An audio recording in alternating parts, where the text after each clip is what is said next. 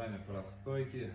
В работе у нас амортизатор, приемный амортизатор от Q7. Вот. Также они стоят на 8-х.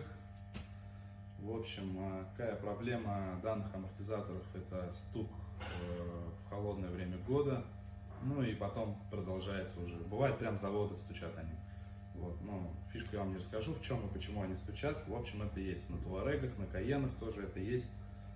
Что было у нас здесь? Кроме этого стука, амортизатор потек у нас в пневмобаллон. То есть сюда одевается баллон, потек он в баллон. Была замена сальников, втулки, ремонт самой механической части. Также здесь не работала магнитная регулировка. Покажу. Вот так выглядит шток, который стоял у него. То есть магнитная регулировка не работает. Был заменен также поршень. Вот, жалко, очень дорогой шток. Но тоже можно отремонтировать. Вот такой амортизатор стоит в районе 150 тысяч. Мы их ремонтируем гораздо дешевле. Обращайтесь к нам.